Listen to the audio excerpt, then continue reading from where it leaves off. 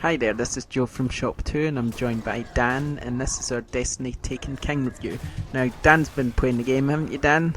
Far too much, yes, Yeah, yes. I thought so. I saw you playing it. So, Dan's going to tell us about it, and then I'm going to ask him a few questions, and then that'll be our review. So here we go. Cool.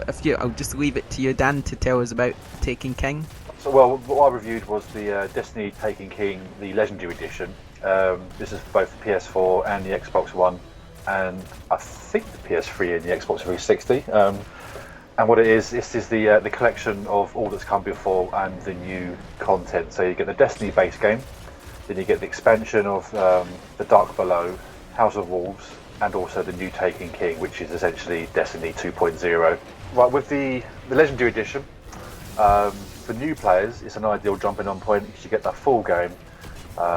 What you do is you start off as a Guardian. The solar system has been overtaken by a strange darkness, which seems to be just a group of evil guys that have invaded the solar system.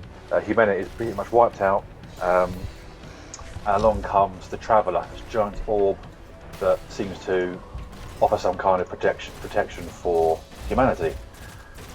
From the orb are these little ghosts, small robots that follow you around, guide you on your quests. One of the bigger changes for 2.0 is that the voice has now been changed. Obviously, a lot of talk has been about that over the past couple of months. Oh yeah, actually I heard a comparison between the old guy, who's the guy from Game of Thrones, isn't he, and Noah North, and I thought the old guy was better. I kind of agree with you. He hammed it up so much that it kind of felt right. Now, the new guy has managed to inject a bit of humour into it, and I can't argue that at all, but I think having one whole year of hearing the same voice over and over again and then changing is a bit jarring. On the newer content, it does feel a bit more like it. The new guy does a very good job, but I can't argue with the choice they've made there was the right choice, I think, in the end, especially with the Taken King content. Yeah, speaking of the Taken King content, because obviously I own Destiny, but I own the Taken King too, but I've not really played it much yet. So what? Why should I play the Taken King? What does the Taken King bring to Destiny? It's a massive change. I would almost say it's a reboot. The core gameplay is the same. It is a tight first-person shooter, solo and also multiplayer. Now, it's always perceived as kind of a multiplayer online game. And you really do need to have either a friend on the same console as you, or you're happy to jump into some forums, be it on Reddit or the actual Bungie app itself that you can get on your tablet and I believe on the PC and stuff like that, where you can then join clans to create fire teams. The fire team is basically the group that you're in. It could be a solo, two-player. Most of the strikes are 3 players, or the raids themselves, which are 6. With the Taking, go on. Sorry, I'm just saying, what about the arenas? Have they changed much? What the game hubs, I suppose. Yeah, the P versus P, player versus right, the player player. versus player. That's the Crucible. Yeah, there's a couple of new modes in there. Plenty of new maps. The new maps are very good. Now, obviously, the PlayStation 4, because of the exclusive deals, again, there's a couple of extra bits and pieces that they get. I'm an Xbox One player, so there's always a bit of bitterness about that. But this time around, the exclusive content that came out last year has actually popped up on the Xbox One. So, though we aren't getting the newest content, we are getting some of the old stuff that came out previously, and because it's the first time we played it, it feels new anyway. Okay, so two issues I've got with Destiny, right? Number one is that it's kind of like you were saying, you kind of need to know people. I mean, I tried to play it on my own, and it's almost got impossible, and it's got, you need to try and find people to play with somehow, so that's kind of one of my main issues, but I guess that's just the game, isn't it? Yeah, you have to have someone to play with. To go solo, you're only seeing a very small fraction of the game. You have all the great loot system, much more improved now, upgrading your characters, and there's a lot going on for solo. I play the game a lot on my own, like in the mornings. I boot it up 10 in the morning. There are bounties that appear every day, be it on the Crucible or on the player versus environment maps, which every planet has its own little area that you can wander around. Yeah. Where other players also hang around. Bounties, they're a bit, well, in the past they were getting a bit samey. Hunt this guy out, shoot so many characters, that sort of thing. with the new Taken King content, there's quite a few new bits in there, plus also the new Dreadnought you can walk around in. So there is a fair bit to do solo, but you're not going to see the story. Not unless you play together. No, you do need to play together.